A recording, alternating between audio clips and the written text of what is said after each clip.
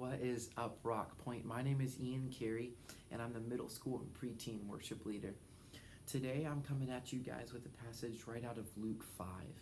And guys, I was reading this morning and listening to a message on it, and it's the passage where Jesus is teaching to a people in a house, and a guy's group of friends carry him in who's paralyzed, and they trust that Jesus can do something, and they know he's there, and they know that he can heal him, and that he has that power.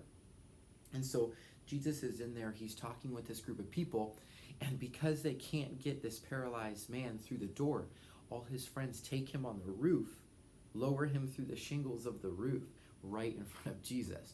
And if that's not showing dedication of friends, I don't know what does. And so first, right out of the gate, we see the trust and the hope in Jesus that this paralyzed man's friends have. So guys, we're going to kind of read through this passage, and I encourage you, as I read, listen to the heart of Jesus.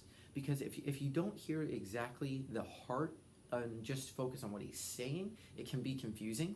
But I encourage you just to listen to what it is that Jesus means by what he's saying in this. So Luke 5:17. So it says, on one of those days, as Jesus was teaching, Pharisees and teachers of the law were sitting there, who had come from every village of Galilee and Judea and from Jerusalem. And the power of the Lord was with him to heal. And behold, some men were bringing on a bed a man who was paralyzed, and they were seeking to bring him in and lay him right before Jesus. But finding no way to bring him in because of the crowd, they went up on the roof and let him down with his bed through the tiles in the midst right before Jesus. And when Jesus saw their faith, he said, "Man, your sins are forgiven you." And the scribes and the Pharisees began to question, saying, "Who is this who speaks blasphemies? Who can forgive sins but God alone?" When Jesus perceived their thoughts, he answered them, "Why do you question in your hearts?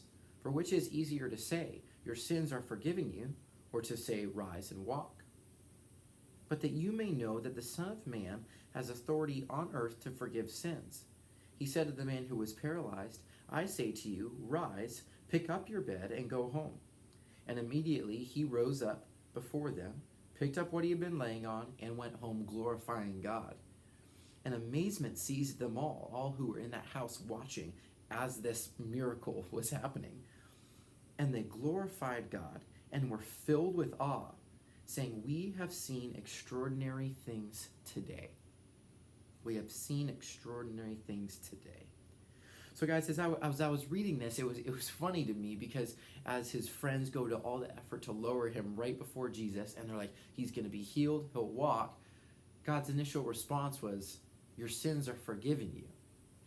And now you can just imagine the confusion, one of his friends, also of the paralyzed man, and then the people in the room. They're like, clearly this man needs to be healed, to walk, and he's paralyzed. And your response is, "Your sins are forgiven you."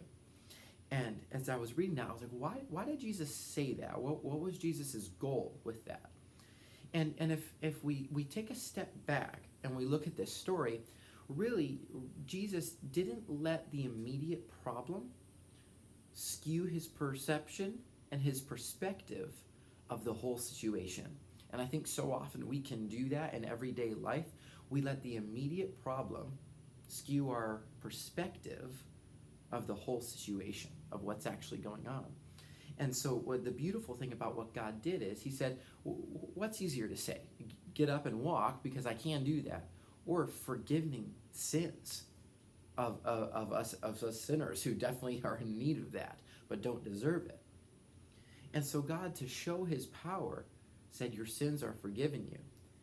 And then when he had seen the faith, he said, "Now rise up and walk and go home."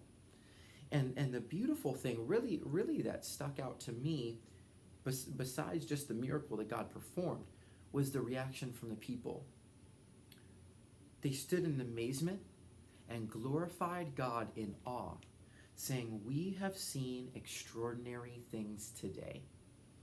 And so guys, in our everyday life, and for me personally, that immediate problem has been with my car. I've had a broken down car and have no means of transportation besides people giving me rides, and immediately my perspective was skewed on what God was actually trying to show me, because I was focused on the immediate problem. But really, when I could take a step back and look at it from what is God actually trying to teach me in this, and what's the whole meaning of what's going on right now, rather than just a broken down car, I truly could see that it was about having faith.